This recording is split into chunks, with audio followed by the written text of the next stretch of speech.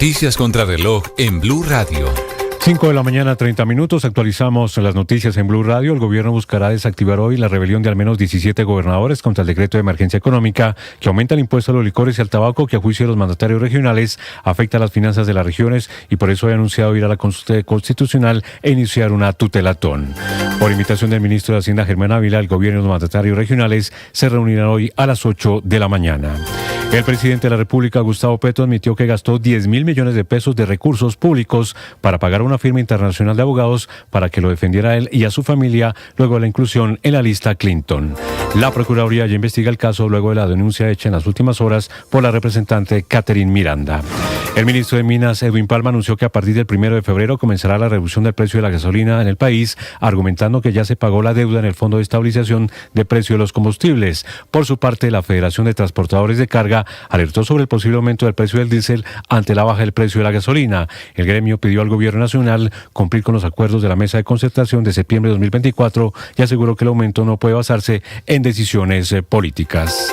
Continúa el despliegue de tropas del ejército para asegurar la zona donde se produjeron los enfrentamientos entre las disidencias del FARC al mando alias Iván Mordisco y las disidencias de alias Calarcá, que dejaron al menos 30 muertos en la vereda Kuwait del municipio del Retorno en el departamento del Guaviare. La Iglesia Católica hizo un llamado al cese de la violencia, mientras que la Defensoría del Pueblo recordó que el 21 de enero de 2025 había emitido una alerta temprana sobre la disputa territorial de las disidencias de Mordisco y Calarcá en esa región y la posibilidad de que la segunda Marquetalia se metiera en la disputa territorial.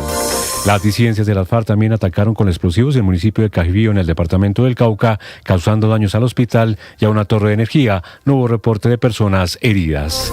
Y en el Catatumbo, 2 camiones que transportaban gasolina artesanal fueron quemados en un retén ilegal de hombres armados en la vía que comunica el corregimiento de Ayacucho en la Gloria Cesar con el corregimiento de Guamalito en norte de Santander. Sigue la polémica por la invasión de la Hacienda Virgen del Cobre luego de la entrega del gobierno nacional a 120 familias del Urabá. Según los manifestantes, protestan porque quedaron por fuera víctimas del conflicto, quienes por años esperaban el acceso a la tierra, por lo que piden que se priorice a los habitantes de Necoclí. Camacol, el gremio de la construcción, volvió a arremeter contra el gobierno nacional por el proyecto de decreto que establece un tope general del valor de la vivienda de interés social. Para los constructores se trata de una medida de control de precios que no protege al comprador y pone en riesgo los subsidios y el acceso al crédito. La Contraloría General archivó los procesos de responsabilidad fiscal contra el gobernador de Antioquia, Andrés Julián Rendón, por la construcción de los CAI de San Antonio de Pereira y 4 Esquinas, obras ejecutadas durante su gestión como alcalde de Río Negro entre los años 2016 y 2019.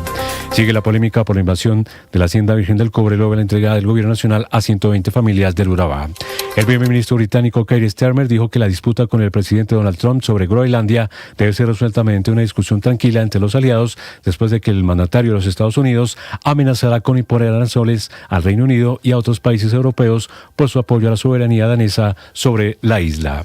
Ampliación de estas y más noticias en BlueRadio.com. Sigan con Mañanas Blue. Estás escuchando Blue Radio. 1:32 en Colombia, Santiago. 2:32 aquí en Caracas. Efectivamente, a las 2 de la mañana se escucharon decenas de explosiones en toda la ciudad. Se ve una columna de humo y se ve pues un incendio hacia los alrededores de Fuerte Tiuna. El 3 de enero informando al mundo todo lo que estaba pasando con Venezuela y Nicolás Maduro. Ricardo, la información más reciente en estos momentos es la que... Nos dimos cuenta que en Blue Radio no es que queramos informar siempre primero, pero se nos da. Producto de los artefactos explosivos que fueron lanzados. Porque las noticias no duermen, no descansan, no se van de vacaciones. Porque nos gusta hacer periodismo. 4 de la mañana. Hoy es lunes, bienvenidos, un gusto saludarlos. 19 de enero con las noticias de Colombia y el mundo. Son las 5 de la mañana, 34 minutos. Apenas comienza a amanecer. Esta luz porque está particularmente fuerte. Hoy está usted particularmente iluminado. Estoy brillante. Aquí están las noticias de Colombia y el mundo. También a esta hora temas de conversación en las redes sociales. Camila Carvajal. Néstor, oyentes, feliz inicio de semana. Me deja empezar, hoy le tengo una una noticia internacional y un tema serio para nosotros en Colombia. Le digo una bobada porque me deja empezar con el video viral, el de Liliana Martínez, la señora en Chicó con el repartidor de pizza, que me imagino a usted, como a la mayoría de los colombianos, ese video les llegó por todas las redes sociales, WhatsApp, por Facebook, es viral en Twitter, es viral también en TikTok, donde ya apareció el repartidor de las pizzas. Es la historia, y la vemos a esta hora en el canal de YouTube, de la señora Liliana, una mujer a la que este fin de semana un repartidor de pizza le llevó un domicilio. No entendí por qué estaba brava la señora Liliana. Porque la pizza llegó tarde. Después de lo que decía la aplicación. La graba el repartidor de pizza. La graba el repartidor y se ve que ella al otro lado también está grabando al repartidor. El repartidor ya apareció. Está en Twitter, tiene una cuenta también en TikTok que se llama Jiménez 629. Es un estudiante de licenciatura en diseño tecnológico de 10º semestre que cuenta que él trabaja como repartidor y usa estas aplicaciones como Rappi y cualquier otra de ellas para llevar domicilios porque necesita recoger para su semestre. ¿Por qué estaba brava la señora? Porque la pizza llegó tarde y porque le pidió al repartidor que le subiera la pizza hasta su apartamento, y entonces, como él no podía hacer eso porque no podía entrar al edificio, es que esta señora se va en insultos contra el repartidor. Solo un pedacito de lo que le dice la señora precisamente a este hombre. Lárguese, que para eso usted es una porquería. No, es que le hacen a uno dañar pues noche y todo, pero me encanta verlo.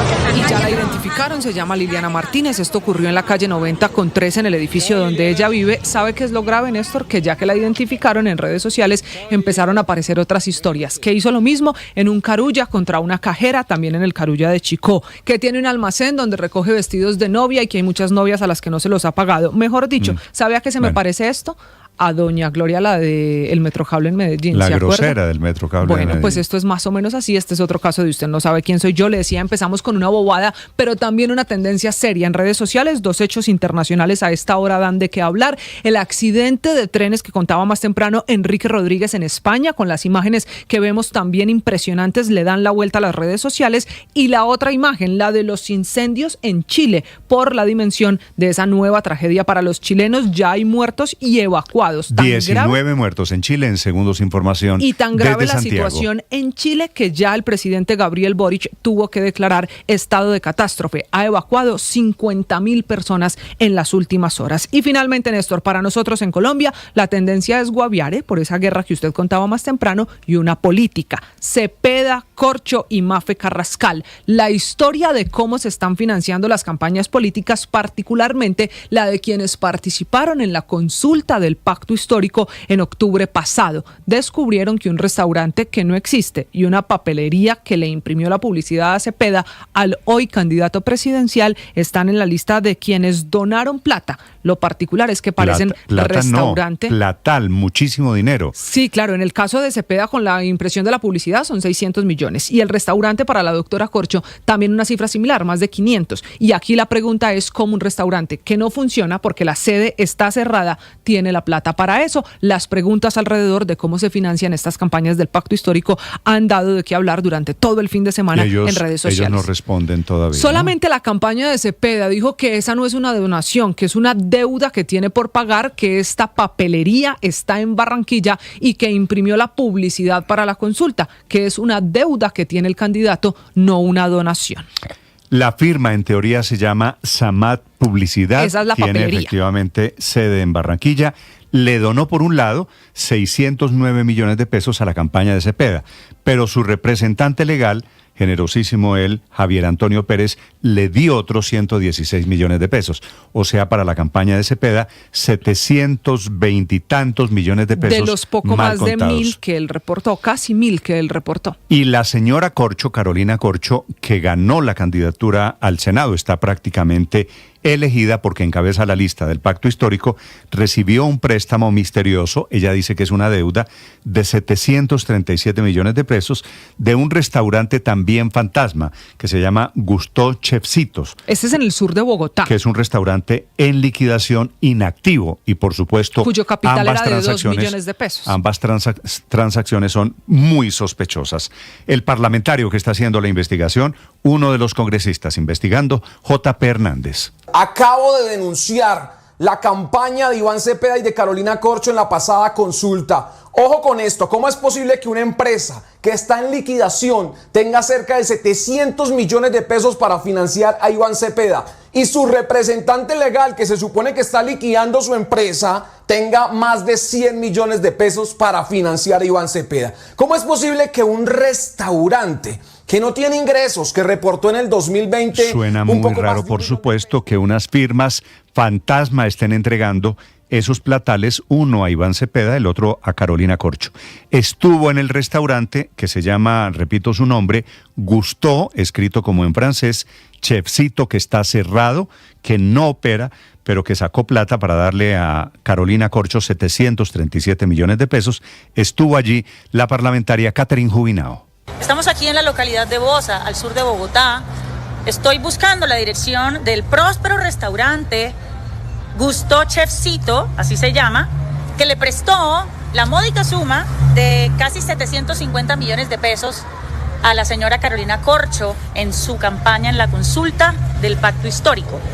La dirección, según reporta la Cámara de Comercio, que debo decir, lleva cerca de 4 años sin actualizarse, lo cual, por norma... Y ellos que han sido particularmente activos en el pacto histórico, Cepeda y la señora Corcho, denunciando los errores de la financiación de otras campañas, no responden con suficiente claridad ni entregan las facturas, que efectivamente las debe haber si es que se trata de deudas, una inmensa controversia que todavía no tiene explicación. Miguel Cardosa. Buenos días, Néstor. Las campañas de Iván Cepeda y Carolina Corcho en la consulta interna del pacto histórico de octubre pasado quedaron en el centro de la polémica por aportes financieros considerados inusuales, lo que ya motivó llamados a una investigación por parte del Consejo Nacional Electoral. La senadora María Fernanda Cabal pidió al CNE revisar cómo una empresa sin ingresos y otra en liquidación habrían aportado más de 1.400 millones de pesos a las dos campañas. En el caso de Iván Cepeda, los reportes oficiales indican que 609 millones provinieron de Samat Publicidad, una empresa de Barranquilla que no registra ingresos y tiene un capital de solo 20 millones. El representante legal de esa firma aportó otros 116 millones. Para la campaña de Carolina Corcho, los informes al CNE señalan que el 52% de los 1.428 millones gastados, es decir, más de 737 millones de pesos, salieron de préstamos de un pequeño restaurante al sur de Bogotá. Otro dato es que el establecimiento está en liquidación. Miguel Cardosa, Blue Radio. Miguel, gracias. Plata que se gastaron en la consulta del 26 de octubre. Apareció en Barranquilla el dueño de la imprenta que supuestamente financió a Iván Cepeda, cuya empresa habría puesto plata para Iván Cepeda, y dice que él jamás donaría ese dinero a la campaña política, aumentando el problema para Cepeda y para la señora Corcho, su candidata. En Barranquilla, Vanessa Saldarriaga. Néstor, buenos días. Se trata de una imprenta ubicada en un sector del centro de Barranquilla, muy popular porque allí funcionan varias litografías. De acuerdo con lo que ha expresado el propietario de esta empresa, Javier Antonio Pérez, ellos ya en el pasado habían trabajado para el Polo Democrático y por eso tenían cercanía con varios líderes del partido, especialmente en el departamento del Atlántico, quienes le propusieron hacer un negocio para las elecciones del pasado 26 de octubre, entregar un crédito en especie que iba a implicar, por ejemplo, la impresión de 1.700.000 periódicos, de más de 2 millones de volantes impresos a color, entre otras piezas publicitarias que sumaban en total cerca de 716 millones de pesos. Esto con el objetivo de que posteriormente les iban a pagar los recursos con dinero de la reposición de votos. Lo que ha manifestado el dueño de este local es que él no tiene el dinero para hacer este tipo de donaciones y que mucho menos habría pensado en algún momento de su vida entregar dinero a la política. Dice que ha vivido noches oscuras todos desde que se conoció esta noticia, porque ahora lo están señalando, incluso varios de sus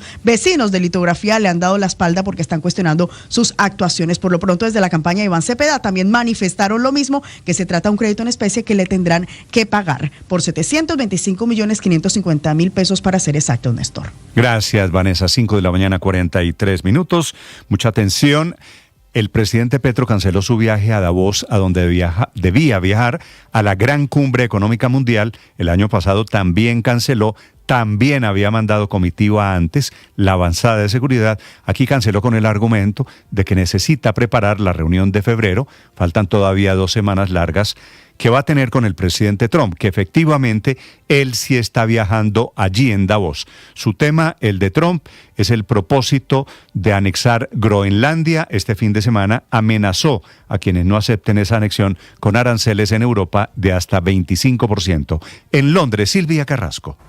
Sí, Néstor, ¿qué tal? Muy buenos días. El foro del que se está arrestando el presidente Petro está siendo el más importante de los 55 años de historia de Davos. Es la primera vez que Estados Unidos manda una delegación tan extensa y la primera vez que participan tantos líderes y mandatarios, Néstor. El presidente Trump va a llegar el miércoles y el miércoles seguramente va a hablar de lo que estuvo hablando este fin de semana, porque en su red social fue que dijo que si los países europeos no permitían la compra total o completa de Groenlandia, impondría aranceles a un grupo de países por 10% ahora en febrero y un 25% en junio próximo. Eso luego lo ratificó en una entrevista con NBC el secretario de Comercio, Scott Bessent. Así lo decía. The European leaders will come around and they will understand that they need to be under the Dice, los US líderes europeos van a cambiar de opinión y comprenderán que necesitan estar bajo el paraguas de seguridad de Estados Unidos.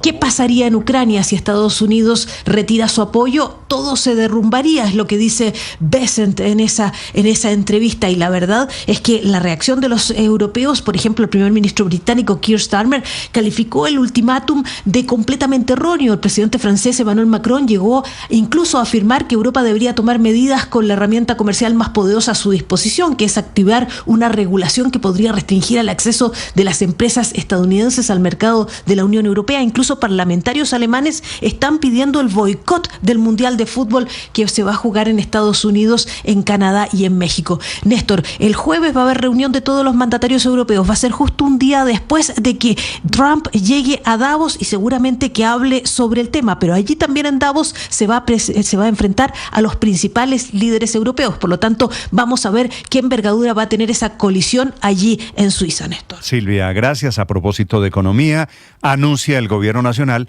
que reducirá desde el próximo mes de febrero, es decir, fin de semana de la próxima semana, los precios de la gasolina, aunque todavía no se sabe ni cómo ni cuánto, que es lo más importante. Anuncio que hizo, estamos en campaña electoral, no se extrañen que el gobierno esté haciendo anuncios después de subir como subió el precio de la gasolina, ahora atribuyéndose lo que no es nuevo, los precios internacionales están bajitos desde hace rato, dice el gobierno que llegó la hora de nivelar los precios. El ministro de Minas, Edwin Palma. Bueno, esa es una muy buena noticia, el presidente lo ha señalado. Yo espero el próximo 1 de febrero estar en una estación de servicio mostrando que en efecto va a empezar a bajar el combustible, ya no de forma ficticia, como lo hicieron los gobiernos anteriores, subsidiando la gasolina con el presupuesto de todos los colombianos, sino de una forma real, habiendo cogido el toro por los cachos, como cogió el presidente Gustavo Petro, la administración del Fondo de Estabilización de Precios de los Combustibles, desmontando esos subsidios. No está de más recordar que el gobierno Petro subió la gasolina más de 6.000 pesos en los últimos 3 años y medio, con el argumento de que había que estabilizar ese fondo de combustibles. Ahora lo que van a hacer es echar para atrás, porque claro, estabilidad significa poner los precios a la altura de los internacionales. Como tiene tufillo electoral, estamos a menos de 50 días de las elecciones parlamentarias. Reacción del expresidente Álvaro Uribe. Él habló de la gasolina, Petro la dobló. Ahora dijo que la va a bajar por elecciones, pero la dobló. Los tuvo 3 años con la gasolina doblada. Y les quiere dar un dulcecito. Hoy el precio internacional del petróleo está alrededor de 62, casi $63 por barril. Así que hace rato deberían haber bajado los precios de los combustibles. El exministro de Hacienda, José Manuel Restrepo. El precio local de la gasolina ha sido superior al precio internacional de la gasolina y con ello los colombianos estamos subsidiando la política de este gobierno de haber mantenido los precios del ACPM más bajos. Con los precios altos de la gasolina se está subsidiando el diésel, que no ha subido en la misma proporción. Ahora el temor es que pueda subir también el precio del diésel en Colombia. Víctor Grosso. Néstor, buenos días. El gobierno ya le puso fecha a la reducción en el precio de la gasolina. Los recortes empezarán a aplicarse a partir del próximo 1 de febrero, según lo indicó el ministro de Minas y Energía, Edwin Palma. Esto gracias a la fuerte caída que han tenido los precios del dólar y del petróleo frente a los años anteriores, y porque el déficit en el fondo de los combustibles también se ha venido cerrando. El gobierno no ha dado pistas sobre magnitudes, solo que será una reducción ordenada, gradual y sostenible. Expertos en combustibles dicen que no se trata de un acto de generosidad, ya que llevamos 2 años largos pagando mucho más por la gasolina de lo que deberíamos pagar, porque de esa forma el gobierno, con la plata de la gente, ha venido subsidiando el precio del diésel, que no se pudo incrementar a precio internacional por la oposición de transportadores. Analistas como Sergio Cabrales y Felipe Campos calculan que con base al crudo y a la tasa de cambio del momento, la gasolina debería bajar unos 3.000 pesos por galón para quedar en unos 13.000 pesos aproximadamente. Eso es lo que estamos pagando de más. En redes sociales, el presidente Petro anuncia que ahora la gasolina fluirá de acuerdo con la tasa de cambio y que nos moveremos como pez en las turbulencias del mercado libre. Algo parecido decía su exministro de Hacienda, Ricardo Bonilla, cuando elevó el precio a 16.000 pesos, pero nunca la dejaron fluctuar libremente, y por eso, con las caídas del petróleo y del dólar, la gasolina todavía no ha descendido. Víctor Grosso, datafx.com. Se viene el mundial, la fiesta va a empezar, con Blue todos disfrutan, nadie se nos queda atrás. Se viene el mundial, la fiesta va a empezar, se juega en los estadios, se vive en Blue Radio, te vamos informando. Los incendios del fin de semana en Chile son pavorosos. Hay 19 víctimas muertos producto de las llamas que han devorado centenares de miles de hectáreas. Esa zona de Chile fue declarada en emergencia por el presidente Boric, que está terminando su mandato. Desde Santiago de Chile, Sebastián Vázquez. Néstor, buenos días. Una serie de incendios forestales avanzan sin control en el sur del país. El presidente de la República, Gabriel Boric, quien estuvo en Concepción, la capital de la región del Biobío. Pero tenemos la certeza, desgraciadamente, de que ese número va a aumentar. Por lo tanto, son momentos difíciles, en particular en Penco, también en sectores de Tomé, y le quiero enviar de verdad nuestro cariño, el cariño de Chile, a quienes están sufriendo en este momento la pérdida de seres queridos. En medio del verano, con altas temperaturas y fuertes vientos, los bomberos combaten 14 focos de incendios en las regiones de Ñuble y Biobío, esto es a unos 500 kilómetros al sur de la capital Santiago. Una de las zonas más afectadas por los fuegos, que empezaron el sábado y hasta ahora obligaron a evacuar a más de 30.000 personas, es la comuna de Penco, en la región del Biobío. Su extinción se prevé compleja por las condiciones climáticas de las próximas horas. Los incendios han dejado 300 viviendas destruidas, de acuerdo con el conteo oficial, mientras la Fiscalía ya está investigando el origen del siniestro y el presidente Boric declaró estado de catástrofe en las zonas afectadas. Vamos a identificar a los responsables de estos focos de incendio. Tal como lo hicimos en el caso del incendio de Viña del Mar, Quilpué, Villa Alemana, esto no será la excepción. Así que sepan que el Estado tiene todos sus recursos desplegados para combatir el incendio, para encontrar a sus responsables, para ayudar a las víctimas y para prevenir que esto se siga propagando. Néstor, también recordemos que el presidente de los Estados Unidos, Donald Trump, confirmó el envío de ayuda a Chile para colaborar en la emergencia. También hay un dato que tenemos que tener en cuenta. La mayor tragedia relacionada con el fuego en Chile ocurrió en febrero de 2024, hace casi 2 años, en la región de Valparaíso, cuando las llamas causaron la muerte de 136 personas. Desde Chile, Sebastián Vázquez para Blue Radio. Allá están terminando el verano, gracias Sebastián. Hay 72 focos de incendios activos en Chile en este momento. Son las 5 de la mañana, 53 minutos. No hay pistas del profesor universitario que desapareció este fin de semana. Hay un nivel de alerta máximo por los movimientos millonarios que hizo a través de su cuenta bancaria después de salir de la clínica del Country en Bogotá. Es el profesor Cubides, que es profesor de la Facultad de Comunicación del Externado de Colombia. Pablo Arango. Hola Néstor, ¿qué tal? Muy buenos días. Hay preocupación entre la familia del profesor de comunicación de la Universidad Externado, Neil Felipe Cubides, que está desaparecido en Bogotá. Su rastro se perdió el pasado viernes 15 de enero cuando salió con su esposa y su hijo a una cita médica a la clínica del Country. Luego él se devolvió para la casa y en ese momento se perdió información de este profesor. Un video de cámaras de seguridad se ve cuando él se sube a un taxi. Sin embargo, también esa misma madrugada, a la 1 de la mañana, hicieron varios retiros de sus cuentas cuentas bancarias que suman más de 6.200.000 pesos. Su esposa habló en Noticias Caracol en Vivo, se llama Denis Alfaro, cree que pudo haber caído precisamente en una red que comete paseos millonarios en Bogotá. Esta es la denuncia, esto fue lo que dijo en la entrevista. ¿Qué les deja este robo bancario? ¿Qué creen que pasó? Pues es la impresión y pues manejo yo misma la hipótesis de es que le hicieron el paseo millonario, pero no entiendo por qué no lo han soltado, ¿sí? Se puso la denuncia ante Medicina Legal. Ya tengo la denuncia ante la Medicina Legal, ante la Fiscalía, y llamé al 123 a reportar la desaparición de mi esposo el día mismo 16. Este es un profesor muy querido por los estudiantes de comunicación de la universidad externado. Su familia apela a la solidaridad para quien tenga información precisamente de Neil Felipe Cubides, que viste una chaqueta café cuando se desapareció, se comuniquen lo más pronto posible con las autoridades. Pablo Arango Robledo, Blue Radio. Pablo, gracias. Comienza a amanecer en Bogotá, todavía las luces encendidas. Estamos a 2 meses largos, será el 1 de abril, cuando entra en vigencia el nuevo modelo de expedición de pasaportes en Colombia, que ha sido una de las obsesiones del presidente Petro, quitarle el contrato a la firma Thomas Gregg & Sons, y no han podido, y ahora la Contraloría pone la lupa sobre ese nuevo modelo de pasaportes y dice que existen riesgos que podrían afectar las finanzas públicas, pero especialmente el servicio a la ciudadanía. Laura Moreno.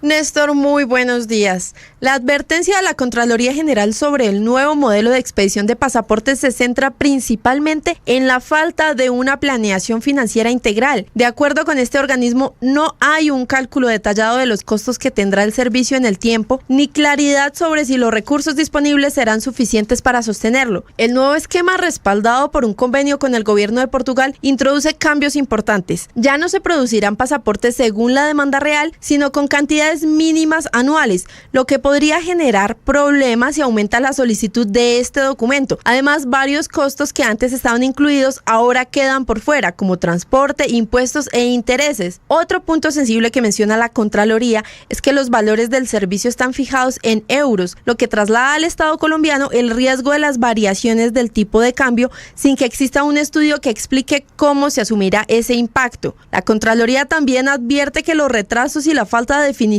claras ponen en riesgo que el nuevo modelo empiece a operar dentro de los plazos establecidos, lo que podría derivar entonces en sanciones y en afectaciones directas a la expedición de pasaportes. Aunque el presidente Gustavo Petro aseguró que el nuevo pasaporte cumple con estándares tecnológicos y de seguridad, el ente de control pidió revisar el esquema y hacer ajustes antes de que estos riesgos se conviertan en un problema fiscal y operativo mayor. Laura Alejandra Moreno, Blue Radio. 5:57 minutos. Quedó extendido hasta finales de este año la prohibición de porte de armas en Bogotá, decisión de la 13ª Brigada. Sebastián Martinelli. Néstor, buenos días. Pues el Ejército Nacional mantendrá durante todo el 2026 la suspensión de los permisos para el porte de armas de fuego y armas traumáticas en Bogotá, también en gran parte de Cundinamarca y algunos municipios del Meta. La medida quedó oficializada mediante una expedición emitida por la Brigada 13 del Ejército y tendrá vigencia retroactiva desde la medianoche del 1 de enero hasta el 31 de diciembre de este año. La suspensión aplica en Bogotá, en Cundinamarca, con excepción de los municipios de Medina y Paratebueno,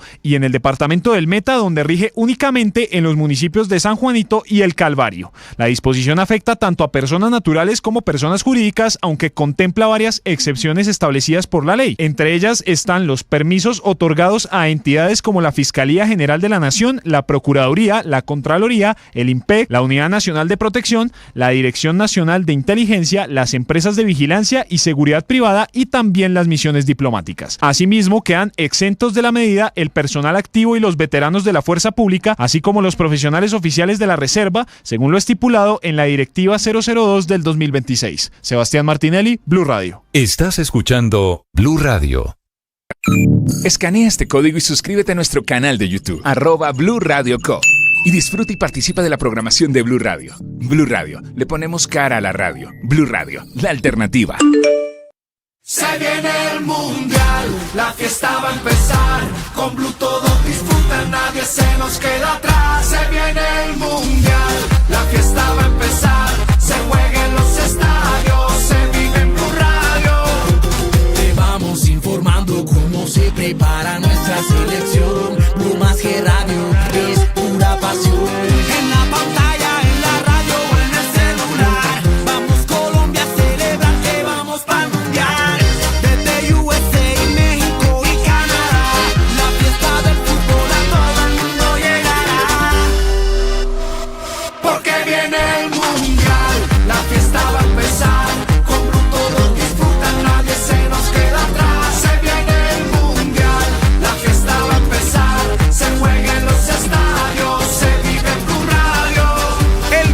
Mundial se ve en Blue. Todo el mundo está buscando algo. Ser el primero, estar en todo lado. Todo el mundo está buscando algo. Búscanos, porque te conectamos con la información, la opinión, el entretenimiento, porque queremos que seas el primero. @Blue Radio Co. en YouTube. Búscanos. Todo el mundo está buscando algo. Blue, más que radio. El periodismo no tiene apellidos. Es siempre honesto, independiente y comprometido con la verdad. El periodismo no es amigo del poder, lo vigila. Hoy, Mañanas Blue les ofrece periodismo con contexto. Las dos caras de la moneda, sin exageración, sin especulación. A partir de este momento, Mañanas Blue es periodismo en radio. Bienvenidos. Bienvenidos, muy buenos días, un gusto saludarlos, son las 6 de la madrugada, 40 segundos. Ha sido un fin de semana de tragedias en España, la más grave por cuenta del accidente de dos trenes que, aunque iban en carrileras diferentes, se estrellaron de frente. El saldo esta madrugada crece, es de 39 muertos, pero podrían ser muchos más porque hay 100 heridos. Tragedia en Chile, en donde hay esta mañana 72 incendios, focos de incendios en el sur de Chile que están acabando con buena parte de la vegetación. 19 muertos en Chile. Y en Colombia, un fin de semana con nuestra tragedia de siempre, que es la violencia. En asuntos de seguridad, reaparecieron los disidentes de las FARC, reapareció el ELN, que atacaron ambos sin misericordia en Guaviare, Cauca, Antioquia y en el Catatumbo norte santandereano. El hecho más grave en el pequeño municipio del Retorno, en Guaviare, en el que la guerra de los hombres de Mordisco contra los de la Calarcá, ambos tuvieron en algún momento la camiseta de las FARC, son disidentes. Esa guerra intestina deja este fin de semana 30 muertos. Cadáveres, cuerpos que están regados en la carretera del departamento de Guaviare. Muerte que ellos mismos fueron atacados con tiros de gracia, sus cuerpos tirados allí en la vereda Kuwait, a la vista de la población civil que esta mañana, pese a la llegada de soldados del Ejército Nacional, tiene miedo de salir a las casas o de caer en campos minados con los que cercaron a los muertos para evitar la recolección y la identificación. Es decir, una cadena de barbaridades de la que les vamos a contar en segundos. Este enfrentamiento entre disidentes que está cumpliendo una semana, pero que se agudizó en los últimos 2 días. Son estos mismos disidentes, los de las FARC, los de Mordisco, los que atacaron en el departamento del Cauca, en Cajibío, con drones. Allí atacaron el hospital, casas, inclusive torres de energía, solo horas después de robarse 17 camionetas nuevas que iban en una niñera, en un camión de transporte hacia Pasto. Eran transportados nuevos, iba para un concesionario del departamento de Nariño. Obviamente, camionetas que nunca aparecerán.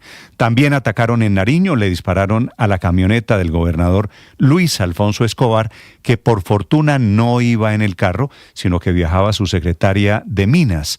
La funcionaria salió ilesa, pero denuncia el gobernador Escobar que desde diciembre le informaron de un plan para matarlo. Así que estamos viviendo la peor de las pesadillas con atentados terroristas, los del ELN también, que mataron a un soldado en el Catatumbo. A ello les dice el presidente Petro que son traquetos, que es una calificación precisa, exacta, a quienes él, el gobierno nacional, ha protegido con diferentes acuerdos, metiéndolos a la fuerza en el concepto de la paz total. Bienvenidos, ya vamos a hablar de ello. A propósito del gobierno, les contaré de la fecha que puso el gobierno, anuncio para bajar el precio de la gasolina, que será desde el fin de semana, de la próxima semana, 1 de febrero. Aunque ni el presidente Petro ni el ministro de Minas, Edwin Palma, dicen de cuánto será la reducción. Hay diferentes cálculos, porque si se trata de equilibrar los precios internacionales con el precio de la gasolina que vendemos en Colombia, la reducción podría ser de 2.000 o de 3.000 pesos. No debería bajar, no 100, no 200 pesos. El argumento del gobierno es que ya terminó de pagar los 70 billones de pesos de deuda del Fondo de Estabilización de los Combustibles, que están cayendo a niveles internacionales. El precio internacional del Brent, la referencia colombiana, que amanece esta mañana a $63 el barril. Y como está cayendo eso, más el precio del dólar en Colombia, estamos en 3.700 pesos y con tendencia a la baja, la verdad es que el gobierno no tiene argumentos para mantener la gasolina, lo que ha cobrado en los últimos 3 años y medio, por encima de 16.000 pesos. Es decir, estamos pagando tarifas hoy de la gasolina que inclusive se produce en Colombia a precios mucho más altos que la tarifa internacional. Por eso, por cuenta de esas variables, es que hay que bajar, el gobierno bajará, no se sabe cuánto, repito, a partir del 1 de febrero. Y a propósito de economía, también les contaré de la cancelación del viaje del presidente Petro a Davos, a Suiza, en donde está comenzando esta mañana el Foro Económico Mundial, que es la gran cumbre en donde se encuentran empresarios y presidentes de todo el mundo. De hecho, ha pasado mañana, el miércoles, el presidente Donald Trump.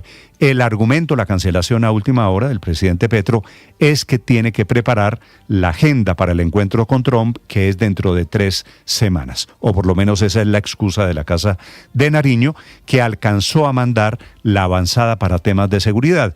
Plata que se perdió por cuenta del desorden. Si el presidente Petro tiene que preparar la agenda, pues han debido saberlo y reconocerlo seguramente antes de enviar a los hombres, los 19 de seguridad que viajaron a Davos.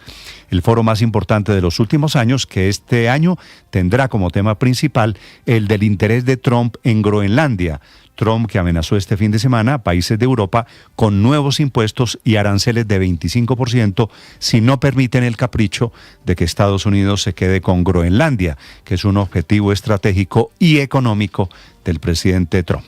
El gobierno buscará desactivar hoy lunes, les contaré en segundos, la rebelión de los 17 gobernadores contra el decreto de emergencia económica, sobre el cual anuncia el presidente de la Corte Constitucional, el saliente, que tomarán una decisión en la Corte a finales de esta semana. Así que va a ser una semana movida.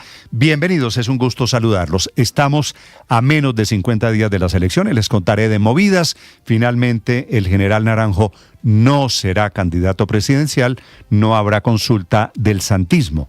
Hay muchos movimientos políticos y denuncias, entre otras cosas todavía sin respuesta. La principal de las denuncias políticas toca al candidato Iván Cepeda y a su candidata al Senado, la doctora Carolina Corcho, que fue ministra de Salud, que ambos tendrán que responder por platas millonarias que entraron, uno de una imprenta en Barranquilla, la otra de un restaurancito en el sur de Bogotá. Restaurante e imprenta que terminaron girando casi 1.500 millones de pesos generosamente, plata que no tenían, casi como una donación, uno para la campaña de Cepeda a la consulta de octubre del año pasado, la otra a la campaña de Carolina Corcho. Así que hay denuncias y hay noticias de política, ya les contaré de las novedades. Bienvenidos, es un gusto saludarlos, les contaré también de la noticia internacional. Esa que les decía en España, en donde sigue en este momento el rescate de los sobrevivientes al sur, cerca a Córdoba, en Andalucía, en España, un gravísimo accidente con una cifra de muertos que seguramente va a crecer, es de 39 en este momento. Son las 6 de la mañana, 8 minutos, es un gusto saludarlos en este día lunes gris, no el más triste del año. Es el aniversario del nacimiento de Martin Luther King, es festivo en los Estados Unidos. Enseguida el resumen lo preparamos en Voces y Sonidos en Mañanas Blue.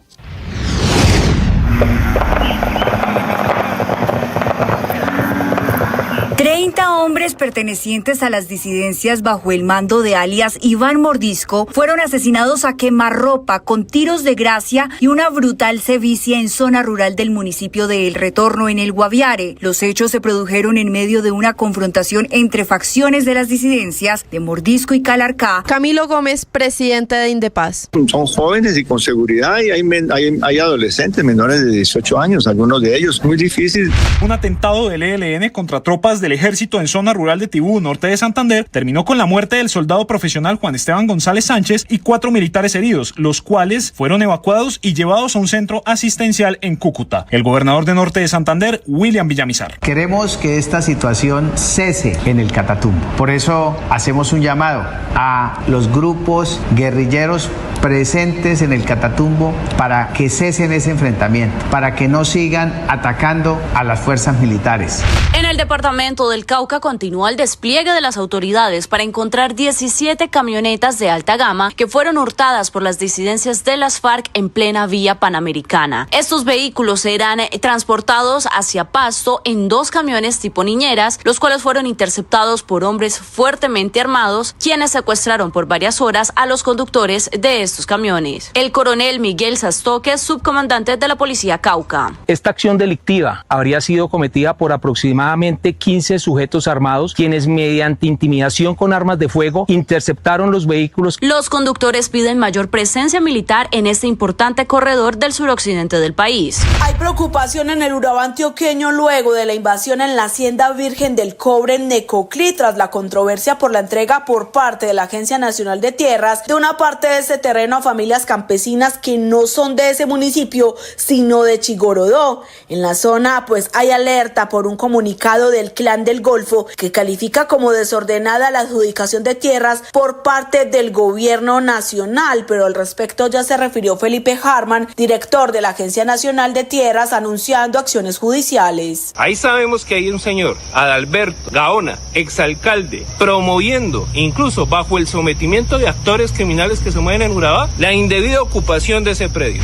A partir del 1 de febrero disminuirá el precio de la gasolina en Colombia, así lo confirmó el gobierno, tras ponerse al día con una deuda en el Fondo de Estabilización de Precios de los Combustibles de 70 billones de pesos, que equivale a una deuda relacionada con el subsidio de la gasolina. Edwin Palma, ministro de Minas y Energía. Va a empezar a bajar el combustible, ya no de forma ficticia, como lo hicieron los gobiernos anteriores, subsidiando la gasolina con el presupuesto de todos los colombianos, sino de una forma real. Sin embargo, en el sector transportador hay preocupación. Advierten que la baja en la gasolina podría traer una consecuencia no deseada, un aumento en el precio del diésel. Arnulfo Cuervo, director de Fede Transcarga. Las decisiones de los precios de los combustibles, gasolina y ACPM, no pueden continuar siendo decisiones estrictamente políticas. Esas decisiones tienen que acomodarse a la técnica. La gobernadora del departamento del Meta, Rafaela Cortés, confirmó que varios mandatarios departamentales sostendrán una reunión hoy con el ministro de Hacienda, Germán Ávila, en medio del rechazo a algunas disposiciones establecidas en el decreto de emergencia económica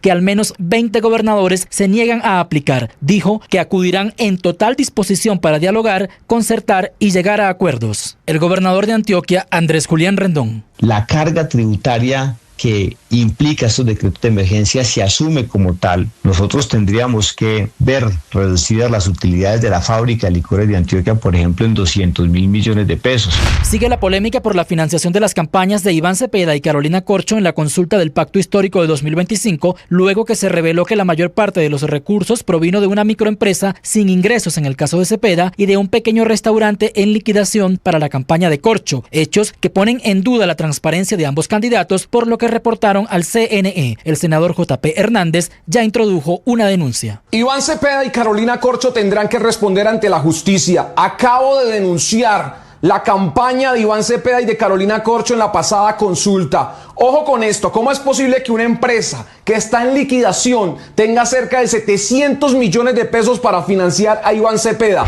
Con una abstención superior al 70%, la mayoría de los votantes fueron adultos mayores. Campolida Ramírez, exalcalde cuya elección anterior había sido anulada por el Consejo de Estado, retoma su mandato como alcalde de Girón hasta el 2027. Marcamos hoy una bastante diferencia en porcentaje y en votos frente a los otros candidatos. Decirles que vamos a trabajar para cumplir.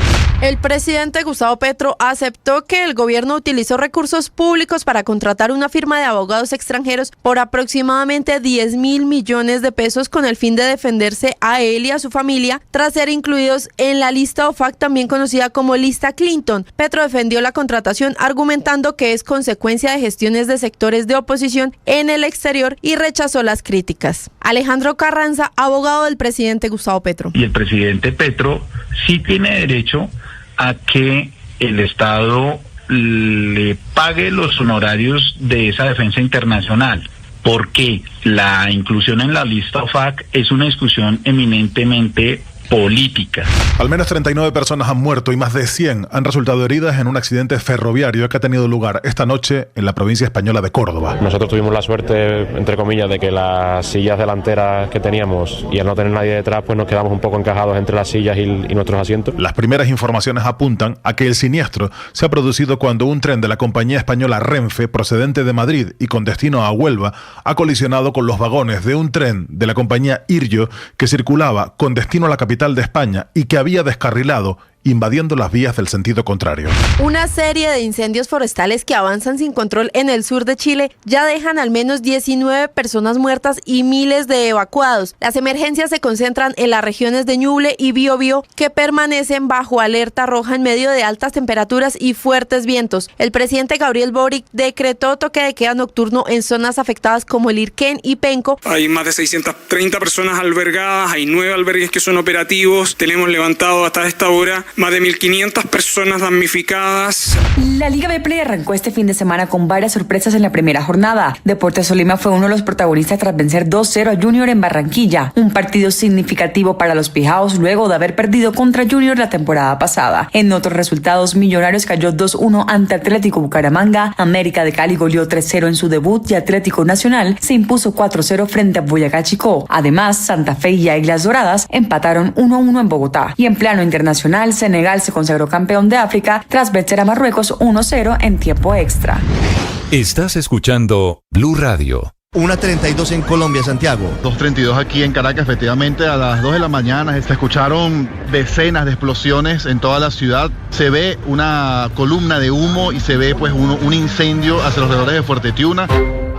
El 3 de enero informando al mundo todo lo que estaba pasando con Venezuela y Nicolás Maduro. Ricardo, la información más reciente en estos momentos es la que... Nos dimos cuenta que en Blue Radio no es que queramos informar siempre primero, pero se nos da. Producto de los artefactos explosivos que fueron lanzados. Porque las noticias no duermen, no descansan, no se van de vacaciones.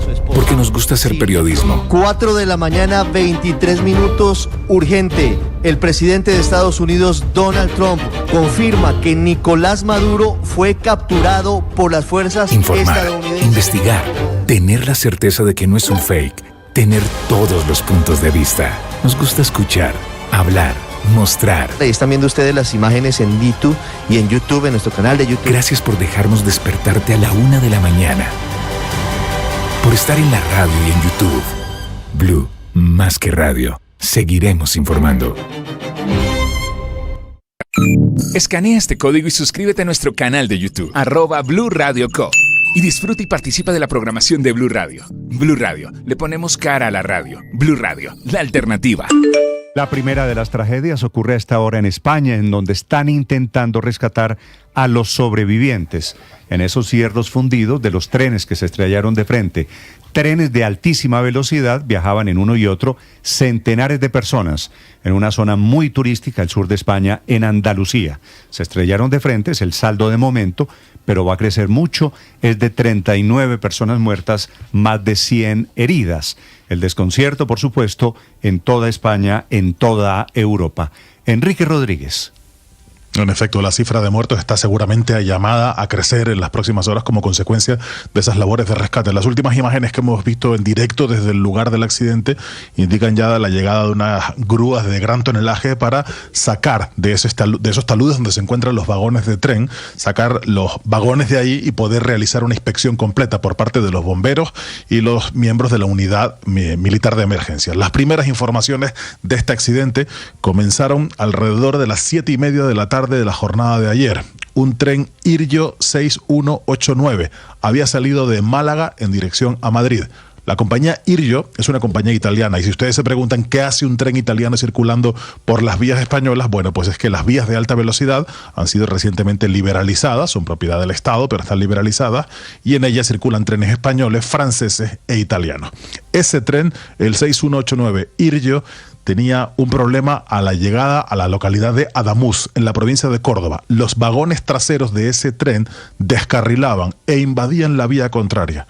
Apenas 20 segundos después de ese descarrilamiento, un tren Albia 2384 de la compañía española Renfe, que iba de norte a sur, es decir, desde Madrid a la localidad andaluza de Huelva, se encontraba prácticamente sin posibilidad alguna de frenar con esos restos, con esos vagones en sus vías. El ministro de Transportes, Óscar Puente, narraba así las circunstancias en que se había producido el accidente. El Albia, que es el que se lleva la peor parte, de hecho, bueno, es una especulación, pero probablemente si no hubiera venido un tren en dirección contraria, pues no estaríamos probablemente hablando de víctimas de ninguna clase hoy, ¿no?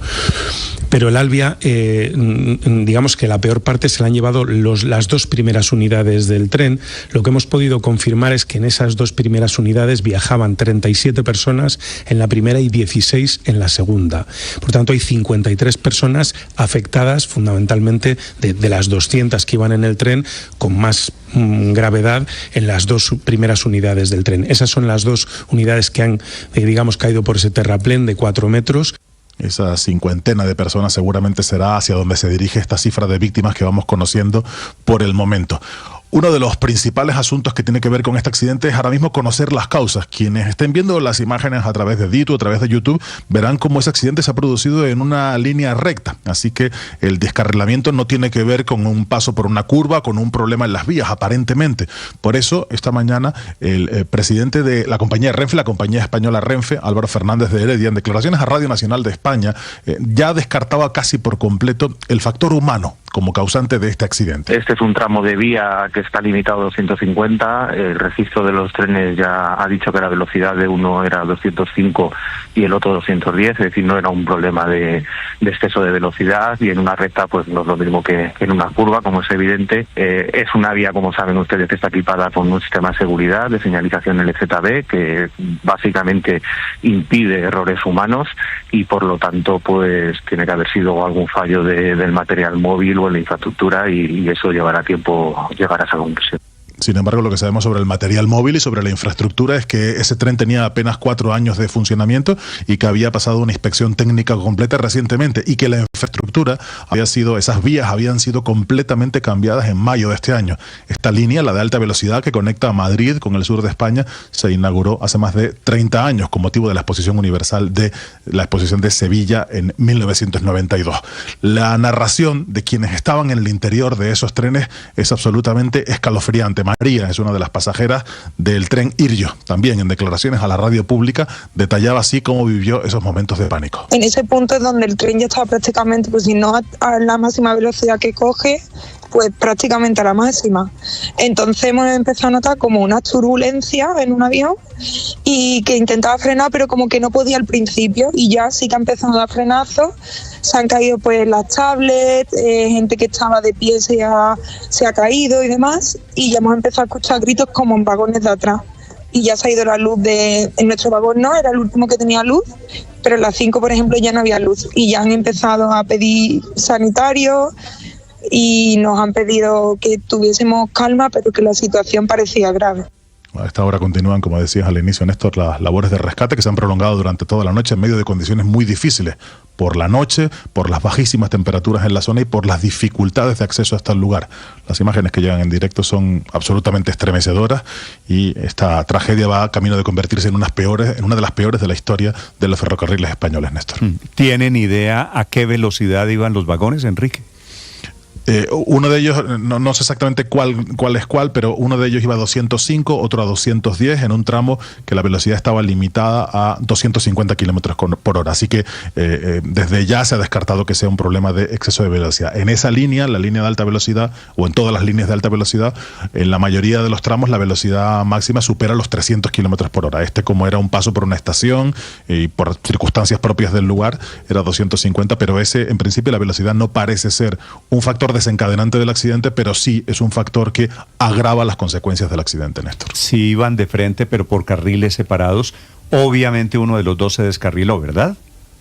Sí, el tren de la compañía Iryo descarrila sus últimos vagones, los vagones 8 y 9, descarrilan, invaden la vía del tren que venía en dirección contraria, y es como por eso por lo que se produce el accidente. Además, se produce una fatalidad, y es que ese descarrilamiento coincide con la llegada del otro tren. Apenas 20 segundos distan del descarrilamiento con la colisión. Si el descarrilamiento se hubiese producido, como decía el ministro, y el tren que venía en sentido contrario hubiese estado unos metros más atrás o unos kilómetros más atrás, no hubiera pasado seguramente nada, porque el sistema automáticamente hubiera bloqueado los trenes. Pero los frenos automáticos parecen haberse activado, pero eso no ha impedido la colisión, porque estamos hablando de un margen de apenas 20 segundos, un vehículo que va a más de 200 kilómetros por hora, Néstor. Gracias, Enrique. 200 y pico de kilómetros uno y 200 y pico de kilómetros el otro, el que venía de frente.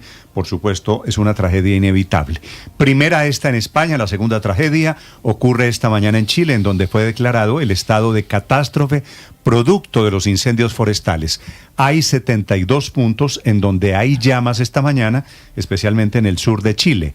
Informa en la madrugada el presidente Boric que la cifra se elevó a 19 personas muertas. Esta es la tragedia del momento en nuestro continente. Informa desde Santiago de Chile esta mañana Francisco Velasco. Néstor, buenos días. Chile vive momentos de extrema alarma a raíz de los voraces incendios forestales en las regiones de Ñuble y Biobío, a unos 500 kilómetros al sur de Santiago. El fuego ya pasó por encima de nosotros, ya no se ve la llama en el fondo. Son casas, siguen las casas, y aquí, todo esto que está aquí, las familias que se resguardaron aquí con nosotros. Varios testigos captaron en video autos y casas completamente en llamas, además de cientos de hectáreas consumidas por el fuego. Una situación que se viene presentando desde el sábado, con especial afectación en la comuna de Penco. Aquí ya los autos estos se quemaron. Aquí tuvimos que hacer un cortafuegos, sacrificar unos pocos autos y tirarlos para allá. Se quemaron acá. Y ahí está esa zona segura. Desde Concepción, una de las ciudades que permanece en alerta roja, el presidente de Chile, Gabriel Boric, decretó toque de queda nocturno en las localidades más afectadas y decretó también estado de catástrofe. Hoy tenemos desplegado todos los recursos disponibles para combatir estos voraces incendios que seguramente van a seguir activos por más de 24 horas. Aviones, helicópteros, brigadistas de CONAF, del Ejército, técnicos, bomberos, maquinaria, camiones, el sector privado, agrupado en la Corma, están todos trabajando en la zona. Aunque los bomberos siguen trabajando contra reloj para apagar el fuego en focos, las condiciones climáticas son adversas y lo complican todo. Se presentan altas temperaturas cercanas a los 26 y 28 grados centígrados y los fuertes vientos con ráfagas entre 40 y 50 kilómetros por hora. Así fue el llamado del almirante Acevedo, jefe de Defensa Nacional de Biobío. Este esfuerzo es de cada uno de todos los que estamos involucrados en esta región. Les recuerdo además que no solamente es acá en Concepción, también es en Biobío y en Arauco. Por lo tanto, cada esfuerzo cuenta. Desde ya, muchas gracias por su comprensión y el apoyo en cada una de las instrucciones que van a ser evacuadas oportunamente. Néstor, en los últimos años los incendios forestales han afectado fuertemente a Chile, en especial en la zona centro-sur del país. Recordemos que en febrero de 2024 varios incendios se presentaron también a los alrededores de Viña del Mar, dejando 138 muertos. Desde Santiago de Chile, Francisco Velasco para Blue Radio. Repetidas las tragedias, como suele ser habitual, 6:27 minutos, y en Colombia la nuestra es la de la violencia. El hecho más grave del fin de semana ocurre en el departamento de Guaviare, en donde se están enfrentando viejos combatientes de las FARC, ahora en forma de disidencia. Por un lado los de Calarcá, por el otro lado los de Mordisco, todos disputándose el poder territorial, el control y rutas del narcotráfico. ¿Qué es lo que le interesa, en palabras del presidente Gustavo Petro, a estos nuevos traquetos? El saldo es de 30 personas muertas, cuyos cuerpos están regados en las vías de Guaviare. Los mataron con tiros de gracia y llenaron con minas los alrededores para evitar que llegara el ejército colombiano. Paula Belalcázar. Néstor, buenos días. Este fin de semana se produjo el asesinato de 30 presuntos disidentes entre las veredas La Paz y Kuwait, en zona rural del municipio de El Retorno, en el Guaviare. Entre las personas asesinadas estarían alias Gerson Ramírez y alias Jimmy Gutiérrez, cabecillas de las disidencias en esta zona del Guaviare. Esta confrontación entre la estructura Armando Ríos y Martín Villa, al mando de Mordisco, contra las estructuras John Linares e Isaías Carvajal, Carvajal, de la facción de Calarcá, tuvo origen en la madrugada del pasado sábado y fueron unos pocos campesinos de la zona quienes se atrevieron a salir de sus casas para ver y documentar lo que había pasado. Lo que se encontraron fue una pila de cadáveres con tiros de gracia, asesinados a quemarropa uno tras otro y ríos de sangre a su alrededor y a un costado una camioneta incinerada. El Ejército Nacional dijo que informaciones preliminares darían cuenta de que los cuerpos corresponderían a presuntos integrantes de la facción de Mordisco y en el más reciente pronunciamiento el coronel Ángel Benítez, jefe de Estado Mayor, habló del PMU permanente y la presencia constante de un grupo antiexplosivos. Cuarta División del Ejército Nacional mantiene presencia en el área, adelanta operaciones militares y trabaja de manera articulada con las autoridades civiles para esclarecer lo ocurrido. Atender alertas sobre posibles artefactos explosivos presentes cerca a las comunidades. Monseñor Héctor Fabio Henao, en nombre de la Iglesia Católica y delegado de las relaciones Iglesia-Estado, envió un contundente mensaje a los grupos armados. Rechazó los hechos y dijo que hasta la guerra perdió la humanidad y el respeto. Estamos ante un hecho catastrófico en términos humanitarios. Muestra cómo es de crítica la situación humanitaria en el departamento del Guaviare. Lo que ocurrió en el retorno no puede pasar como un hecho inadvertido, como un hecho más de la vida de la nación. Hay que reconocer que aquí se involucran múltiples factores que vienen a agravar toda una cadena de acontecimientos que han pasado por el desplazamiento, el confinamiento de comunidades campesinas. Lo preocupante es que desde hace más de un año la Defensoría del Pueblo había emitido varias alertas tempranas justamente para esta zona, advirtiendo el alto riesgo de las confrontaciones armadas e incluso que la Segunda Marquetalia busque tomar partido en la pugna. Para los expertos en conflicto armado, esta situación es compleja y está arraigada al tejido social. Habla Jorge Mantilla. Allá hay una gobernanza armada por parte de estos grupos que además afecta enormemente la vida de las comunidades, la vida de las juntas de acción comunal, las lógicas de las economías locales, teniendo en cuenta que, por ejemplo, estas comunidades o el Guaviare fue uno de los primeros lugares donde estas disidencias empezaron, por ejemplo, a carnetizar a la población civil. Por el momento se espera una hoja de ruta con decisiones dadas directamente por el ministro de Defensa sobre los puntos que serán clave para intentar mitigar este conflicto. Paula Belalcázar, Blue Radio. Paula, gracias. Son las 6:31 a.m. y estos mismos disidentes de las FARC son los responsables, Felipe, del escandaloso robo de 17 camionetas. Como dice el presidente Petro, camionetas 4 puertas, que en realidad lo que quiere decir es camionetas 4x4, camionetas de alta gama, las Toyota que se robaron, que iban a bordo de un camión niñera. No sé qué me parece, Felipe, más escandaloso.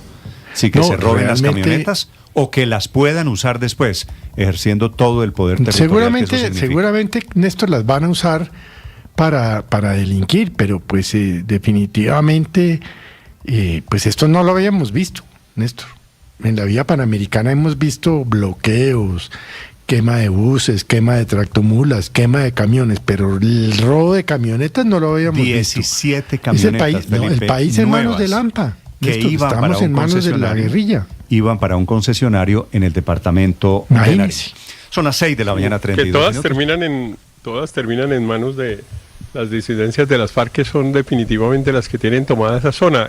Que es una cosa realmente un poco increíble, Néstor, que tengamos que estar reseñando estas noticias prácticamente a diario y uno no ve realmente que haya una respuesta gubernamental eficaz, pues porque uno, claro, si hay una cosa tan focalizada, pues uno pensaría que el Estado puede relativamente recuperar el control de la zona más o menos rápido, con una presencia masiva de fuerza pública, qué sé yo, pero en realidad nadie parece tomar nota de lo que tenemos que reseñar todos los días. El robo de las camionetas, el ataque a Cajibío allí en el departamento del Cauca, lo que hacen es demostrar por enésima vez que allí quienes mandan son estos disidentes de Iván Mordisco. Néstor, ¿no veíamos ese robo de camionetas y la aparición de ese tipo de vehículos en la antigua zona de distensión? ¿Esto no nos devuelve a las épocas del Caguán?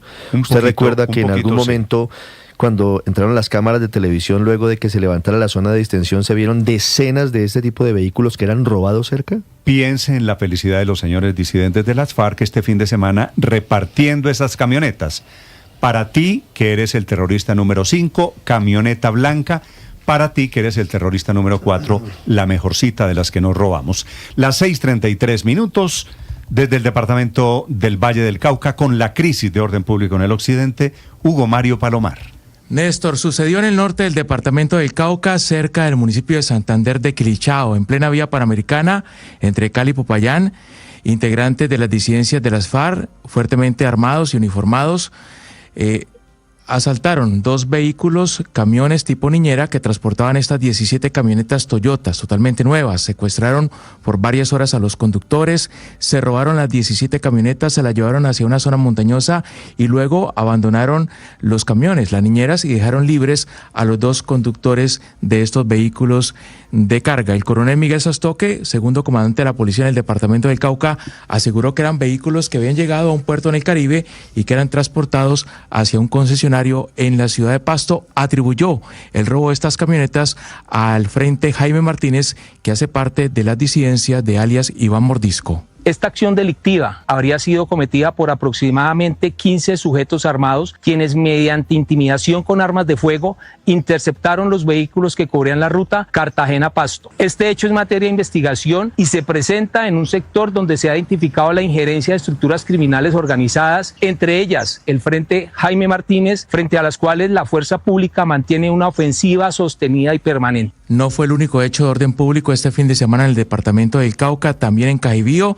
Los habitantes del municipio que estaban descansando este domingo fueron despertados por ráfagas de fusil y por fuertes explosiones que incluso se escucharon en varias poblaciones de esta zona del departamento. Las disidencias de las FARC atacaron con granadas lanzadas desde drones la estación de policía, al tiempo que intentaban derribar con explosivos 2 torres de energía para causar un apagón en el casco urbano.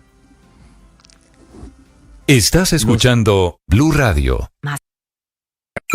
Escanea este código y suscríbete a nuestro canal de YouTube, @Blue Radio Co. Y disfruta y participa de la programación de Blue Radio. Blue Radio, le ponemos cara a la radio. Blue Radio, la alternativa. Ya somos 1.500.000 suscriptores en nuestro canal de YouTube. Y sumando 1.500.246, 1.500.358, 1.500.380, 1.500.398, 1.500.416, 1.500.454. Y sumando. Suscríbete a nuestro canal de YouTube, @Blue Radio Co. Blue Radio, más que radio. Y sumando. Ricardo Ospina es periodista. Está en Mañanas Blue. Son las 6:36 a.m. A menos de 2 meses de las elecciones para Congreso y de las consultas interpartidistas que se llevarán a cabo el próximo 8 de marzo, se agita con intensidad la política en el país, en medio de la expectativa frente a la posibilidad de que se presenten nuevos candidatos a la presidencia. Lo primero que hay que decir es que a más tardar el próximo viernes, la registraduría dará a conocer si avala o no las firmas de un grupo de aspirantes a la presidencia, entre quienes están Abelardo de la Espriella, el excontralor Felipe Córdoba, el exministro del Interior Daniel Palacios y el exalcalde de Santa Marta Carlos Caicedo. El plazo en realidad vence el miércoles 21 de enero. Por ahora se mantienen en firme las 2 consultas interpartidistas para definir los candidatos presidenciales del petrismo y de la centro derecha. Por los lados de la consulta del petrismo, que ahora se denomina consulta del Pacto Amplio, por ahora están confirmados Roy Barreras, Clara López y Camilo Romero. No es claro todavía si Iván Cepeda podría o no participar de esa consulta, teniendo en cuenta que ya participó de un proceso similar el pasado 26 de octubre, por lo que la última palabra sobre si puede o no entrar la tendrán las autoridades electorales. Todavía no es claro si ingresan en esa consulta los exministros del gobierno Petro, Juan Fernando Cristo y Luis Gilberto Murillo.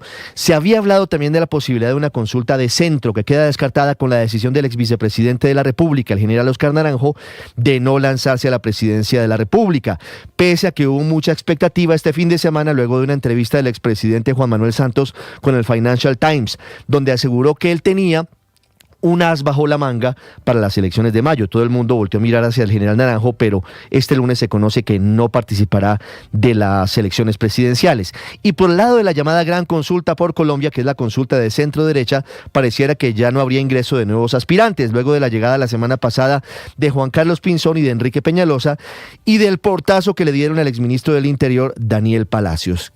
capítulo aparte merecen las explicaciones que tendrá que dar en detalle ante las autoridades, muy seguramente Iván Cepeda, candidato presidencial del petrismo, y Carolina Corcho, cabeza de lista del Pacto Histórico al Senado, sobre dudas que hay sobre la financiación de su campaña de la consulta del pasado 26 de octubre. Dudas sobre una empresa de litografía de Barranquilla, en el caso de Iván Cepeda, y dudas sobre un restaurante en el sur de Bogotá que habría financiado la campaña de Carolina Corcho. Camila Carvajal es periodista. Está en Mañanas Blue. 6:38 a.m. Efectivamente, un restaurante de corrientazo que ya no funciona en el sur de Bogotá y una litografía en Barranquilla encabezan la lista de los donantes o deudores de las campañas de Iván Cepeda y Carolina Corcho a la consulta del Pacto Histórico en octubre pasado. El Consejo Nacional Electoral publicó los movimientos financieros de los 520 políticos que participaron en la consulta, en la que Cepeda fue elegido como el candidato y el Pacto Histórico definió las listas a Cámara y Senado. Los registros en el caso del candidato Iván Cepeda muestran ingresos y gastos por casi 1.000 millones de pesos, de los cuales 125 millones fueron recursos propios y familiares y el resto, 840 millones de pesos, donaciones y aportes principalmente para invertir después en publicidad, gastos administrativos y actos políticos. El protagonista en el caso de esta financiación, la de Cepeda, es Smart Publicidad, una empresa que imprimió la publicidad y a la que le deben 609 millones de pesos por su trabajo. En esa imprenta, su dueño y fundador es Javier Antonio Pérez, un barranquillero de 53 años que también aparece donando más de 100 millones de pesos a la campaña del hoy candidato del Pacto Histórico. En esa campaña responden ante las dudas, dicen que eso no es una donación, que es una deuda y que se debe pagar con reposición de votos. Por eso para ellos en su contabilidad aparece como una deuda por pagar. En el caso de la exministra Corcho, reportó ingresos y gastos por 1.429 millones de pesos, de los cuales 1.407 fueron créditos y 21 millones de pesos llegaron a través de donaciones. En esa cifra aparece la donación y el préstamo de 738 millones de pesos de un restaurante que aparece en liquidación en el sur de Bogotá, el Chefcito. Préstamo que si usted revisa el total, la cantidad, el monto es del 52% de los ingresos que reportó la campaña. Ese cafecito o restaurante tiene como único accionista y fundador a Sigfredo Vergara, un tolimense que tiene en papeles el restaurante creado con 2 millones de pesos, pero le alcanzó para prestarle casi 800 millones de pesos a la campaña Corcho. Aquí todavía muchas preguntas sin que los candidatos respondan a propósito de la lupa que pone el Consejo Nacional Electoral de cómo se financian las campañas políticas por estos días en Colombia. Paola Ochoa es periodista. Está en Mañanas Blue.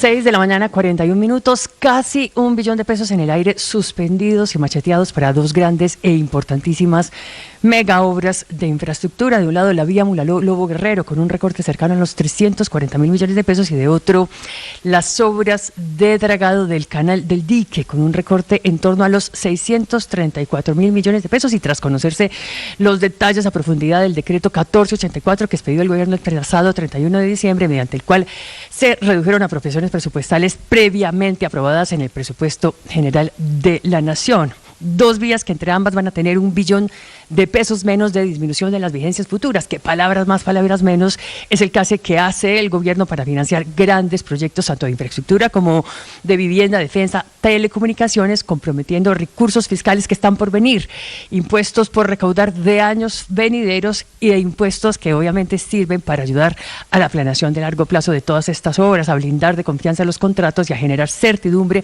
para que los inversionistas le metan billete y construyan todas esas obras, carreteras y demás. No obstante, unas vigencias futuras que recorda el gobierno nacional en casi 1 billón de pesos para dos proyectos que además son prioritarios dentro del Plan Nacional de Desarrollo de este gobierno, como la vía Mulaló-Lobo Guerrero, que es clave para conectar el centro del país con el puerto de Buenaventura, por donde se mueve el 50% de toda la carga internacional que saca y que entra a Colombia. Y de otro lado, las obras en torno al Canal del Dique, que buscan disminuir inundaciones, recuperar ecosistemas y proteger a comunidades altamente vulnerables en los departamentos del Atlántico y del Bolívar. Apuestas a gran escala que hoy sí quedan, sin embargo, sin el apoyo del gobierno nacional, en teoría por el problema fiscal, en teoría por el descuadre presupuestal, porque las comisiones económicas le hundieron la ley de financiamiento y ahora además porque la emergencia económica se podría caer en la Corte Constitucional, a lo que se suma, claro, la obsesión del presidente por reordenar los recursos que reposan en las fiducias para incorporarlos al presupuesto nacional.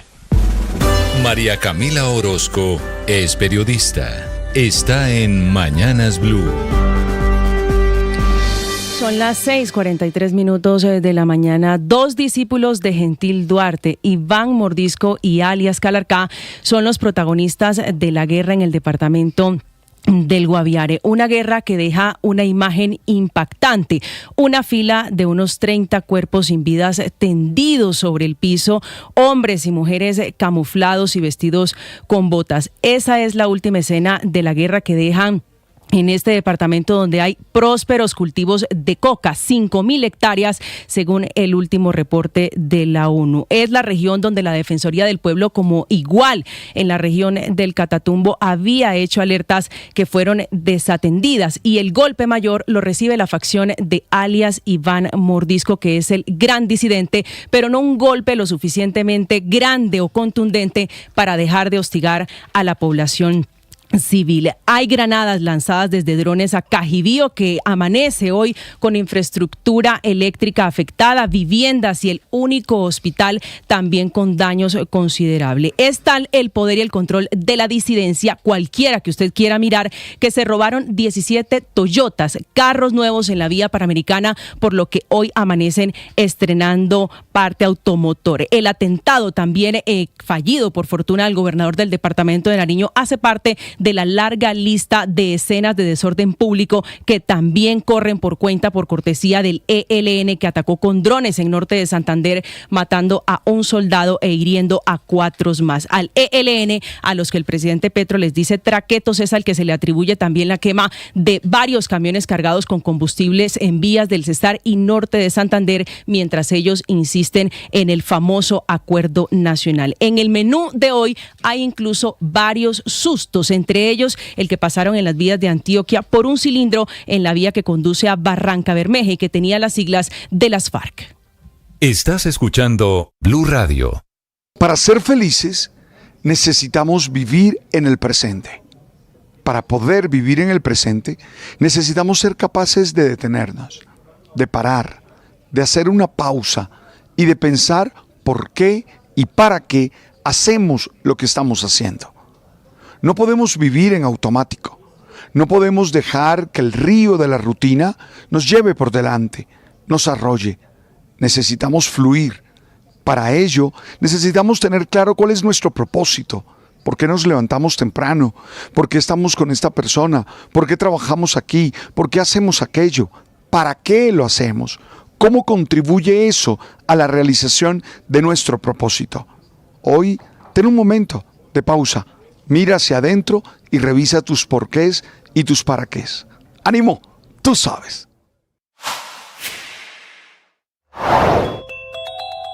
Reaparecieron los disidentes de las FARC, reapareció el ELN. Son las 6 de la mañana, ambos sin misericordia en Guaviare, Cauca, Antioquia y en el Catatumbo norte santandereano. El hecho más grave en el pequeño municipio del Retorno, en Guaviare, en el que la guerra de los hombres de Mordisco contra los de Calarcá. Ambos tuvieron en algún momento la camiseta de las FARC. Son disidentes. Esa guerra intestina deja este fin de semana 30 muertos. Cadáveres, cuerpos que están regados en la carretera del departamento de Guaviare. Muerte que ellos mismos fueron atacados con tiros de gracia, sus cuerpos tirados allí en la vereda Kuwait, a la vista de la población civil que esta mañana, pese a la llegada de soldados del Ejército Nacional, tiene miedo de salir o de caer en campos minados. Necesidad de moverte, recogemos tus envíos sin costo. Solicita tu recogida en la línea única nacional 310-315-7444. Vigilado Supertransporte. El general Ricardo Roque es el comandante de la división del Ejército, la 4ª, que opera en el departamento del Guaviare. General Roque, buenos días. Muy buenos días, Néstor. Un saludo especial para ustedes, su mesa de trabajo y toda la audiencia. General Roque, la Defensoría, los habitantes, la Iglesia hablan de decenas de muertos en estos enfrentamientos entre Calarcá y Mordisco, que son los dos grupos disidentes que se disputan el control allí. ¿Qué sabe usted? ¿Cuántos muertos han logrado contar o cadáveres han logrado rescatar, general? Bueno, Néstor, en este momento, el día viernes se presentaron unos enfrentamientos entre las dos facciones, el Estado Mayor de Bloques y Frentes, la facción de Calarcá, y el Estado Mayor Central, que es la facción de Mordisco, en el municipio del Retorno, Guaviare. La cuarta división que yo comando en este momento le compromete la seguridad de los departamentos del Meta, Guaviare y del Baupés. Precisamente desde ese momento la Brigada 22, que es nuestra brigada territorial aquí del departamento del Guaviare, pues ha estado articulando la maniobra para llegar a aquellos espacios de un departamento bastante extenso, de más de 35.000 kilómetros cuadrados. Se hicieron las reuniones correspondientes, se activó el Consejo de Seguridad del PMU y por intermedio de nuestra Defensoría del Pueblo y la MAP OEA se pudo establecer la ruta para recuperar los cadáveres. En este momento se recuperaron 26 cadáveres, esos ya están haciéndose el proceso correspondiente en la parte judicial. No hay más confrontaciones en este momento desde el día viernes y pues ya las tropas están en el terreno retomando el control de la situación, llegando y, como es nuestro principal objetivo, protegiendo la población civil que se encuentra en la zona que fue afectada. ¿Y es posible, general Roque, identificar de qué bando son los cadáveres? Por el momento se tiene la información que los cadáveres son o pertenecen a la facción del Estado Mayor Central.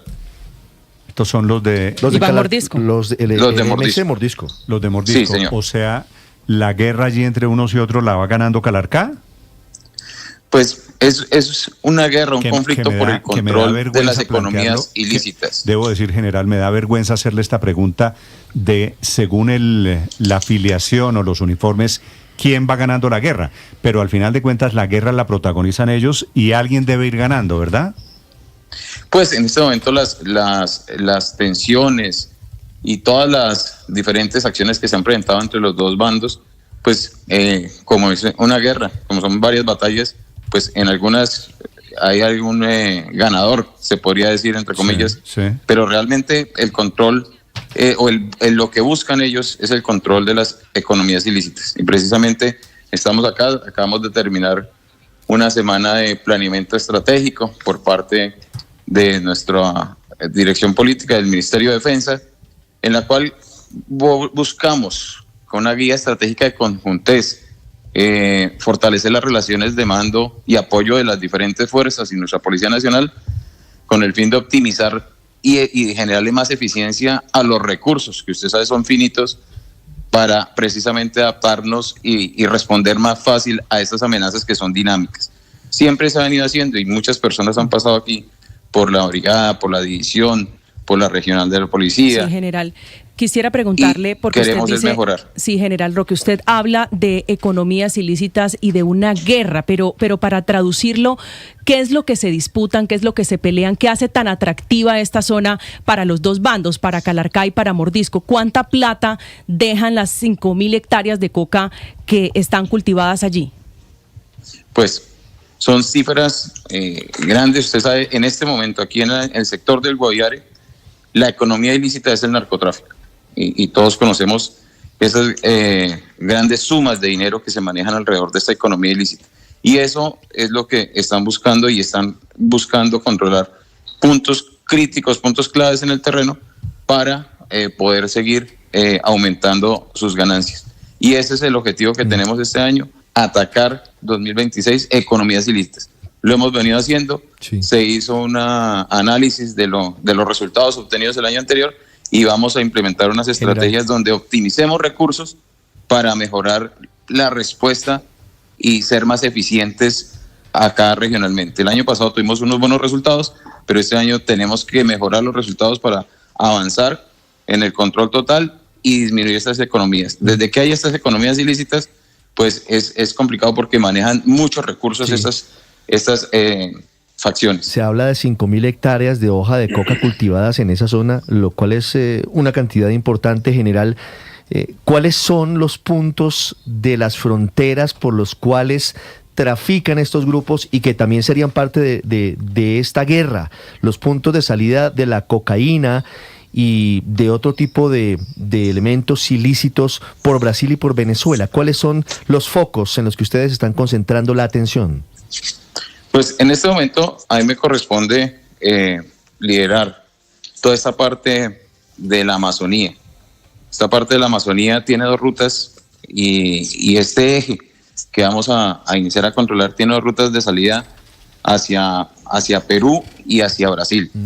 Estas rutas de salida son las que en articulación y en conjuntez con nuestra Policía Nacional, con nuestra Fuerza Aeroespacial, con nuestra Armada Nacional, con las diferentes instituciones, vamos a aplicarle más el foco para controlar, para cada día más estrangular más estas rutas de salida de narcotráfico y quitarles esas ganancias que son abismales a estos grupos al margen de la ley. Sí, general, si la guerra la va ganando en este momento los de Calarcá, supongo yo que alguien la va perdiendo, ¿cierto? Pues no digamos que la van ganando, o sea, realmente las 2 estructuras están en disputa, no se puede decir quién va ganando estas confrontaciones, usted sabe que una guerra la conforman 1000 batallas. Sospecho que el perdedor no es uno de los 2, ellos se están matando entre sí, pero digo el perdedor, si alguno de ellos está ganando, el perdedor no es el Estado colombiano. Pues en este momento los afectados son nuestra población, los afectados son nuestros habitantes aquí del sector, nuestro bello departamento del Guaviare, y por eso estamos acá, personas comprometidas que tenemos voluntad de servicio, y la idea es recuperar la presencia del Estado con acción unificada, no solamente fuerza pública, sino todas las instituciones, como estamos desde el día viernes sentados a la mesa, tratando de enfocar la situación y atender de la mejor manera esa respuesta ante la amenaza que se nos presentó. Sí, general, ustedes tienen de esos 26 cadáveres que dice que ya recuperaron, de unos 30 que se habla, información, conocimiento, si hay menores de edad, adolescentes dentro de las víctimas, dentro de los muertos. No, en este momento pues ya hace parte del trabajo que inician a hacer las autoridades y medicina legal, pero no se tiene esa información al momento. Sí, que no sería extraño que los hubiera. General Roque, gracias por acompañarnos, gracias por compartir la información con los oyentes de Blue Radio. Bueno, muchas gracias. Aquí seguimos con voluntad de servicio total, trabajando por los habitantes del departamento del Guaviare. Contando los muertos de unos y otros, la guerra entre disidentes de las FARC, de momento rescatados 26 cadáveres, informa el general Roque, que es el comandante de la 4ª División del Ejército Colombiano. General, gracias, muy amable. Muchas gracias, Néstor. Estás escuchando Blue Radio. Escanea este código y suscríbete a nuestro canal de YouTube, @Blue Radio Co. Y disfruta y participa de la programación de Blue Radio. Blue Radio, le ponemos cara a la radio. Blue Radio, la alternativa. Solazo en Bogotá, padre, buenos días. Buen día, Néstor. Iniciamos semana con ánimo, con fuerza. El sol siempre es una buena noticia para los que nacimos en el Caribe. El sol siempre es un ánimo y fuerza, aunque ya he ido aprendiendo que cuando está frío también es bueno. He ido aprendiendo. Que maluco también es bueno. Pero nada, ánimo, fuerza para todos los que nos escuchan, a meterle ganas y tema hacer de esta el mañana, trabajo. padre. Néstor, estoy cada vez... Nosotros vivimos en el imperio de las opiniones. Eso está claro, por todas partes. Por los WhatsApp de familia. Yo no sé si le ha tocado, yo no sé si usted tiene grupos de familia y arrancan, yo poco participo y arrancan unas discusiones eternas de política, de todo. Estoy en todos los grupos que usted no se alcanza a imaginar. No, y a veces uno dice, por Dios, pero lo que más... familia, amigos, compañeros de trabajo, apuestas. No, entonces el tema del imperio de la opinión, todo el mundo, pero lo que más me impresiona es cuando alguien quiere imponer la opinión. Y no estoy pensando en redes, estoy pensando en la esquina el que más grita, estoy pensando en el WhatsApp el que manda y manda y manda. Hay algunos que a mí me ha tocado comenzar a archivar porque... A bloquear. No, porque me da pena que sepan que los bloqueé. No, el padre Entonces Linero, los archivo. el padre Linero Felipe acaba de confesar que está bloqueando a algunos amigos por opiniones políticas. Pero es que es demasiado, es que llega un momento y te arrasan y te llevan por delante. No, hay que bloquear, padre. Felipe, es que... Sin miedo, sin vergüenza. Sí, y hay que salirse. El 99% de los grupos ¿Son que usted inútiles? Tiene son inútiles. No, se lo aseguro. No, eso sí no le haga caso a Felipe. No le hago Felipe porque termino solo. Él está muy chocho y amargado. Usted siga en el grupo, pero bloquee. Eso es normal. Es decir, pero es que es demasiada la opinión que llega y llega y llega. Y uno dice, por Dios, o sea, ¿a qué horas? ¿En qué momento? Desconéctese, padre. También puede ser. Hago yo que apago el celular el viernes y lo prendo el lunes. No, el hombre no es no me haga. O póngalos en silencio. Si los pone en silencio, se van para un pedazo del teléfono que uno ni siquiera se da cuenta. Ni siquiera se da cuenta. Esa es buena idea, silenciarlo. Ya viene el padre Linero hablando de opiniones y hablando de chats silenciados. Y vienen los deportes en segundo. Ricardo, buenos días. Hola, Néstor, feliz mañana para todos. Bueno, les cuento, en Colombia arrancamos liga y hay algunos amargados. Hablamos del Junior, el campeón comenzó perdiendo en casa, debutó Muriel, casi lo expulsan, ¿ah? Ya les vamos a contar por qué se escapó de la roja. Ganó América, ganó Mal Nacional. Junior, bien América.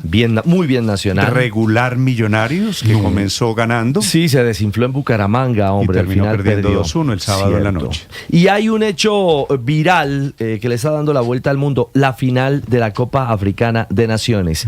Vaya episodio el vivido entre Senegal y Marruecos, una novela que tuvo a un técnico invitando a sus jugadores a que se fueran de la cancha y una leyenda, Sadio Mané, ¿lo recuerdan? El de Liverpool. Exactamente, ex Liverpool, diciéndole a sus compañeros, no, hay que venir a la cancha a dar la batalla. Al final los sacó del túnel y los llevó al triunfo en una extraordinaria muestra de liderazgo. Es cierto. Es una historia. Es una historia para meterle reflexión. A Senegal le pitaron un penalti en el último segundo, no en el último minuto. El técnico saca al equipo, lo retira, Sadio Mané los convence, botan el penalti y en el tiempo suplementario gana Senegal. Oiga, ¿y ese penal no es un crimen? ¿Usted vio cómo lo patearon? Lo de Brahim Díaz, el jugador del Real Madrid. Bueno, esa historia la vamos a contar porque habló el arquero, el vinculado en la acción y supuestamente contó, comillas, la verdad. Estás escuchando Blue Radio. Qué alegría saber que estás allí. Qué alegría poder compartir contigo. Te deseo lo mejor. Ánimo, salud, fuerza, que todo esté bien en tu vida. Gracias por compartir.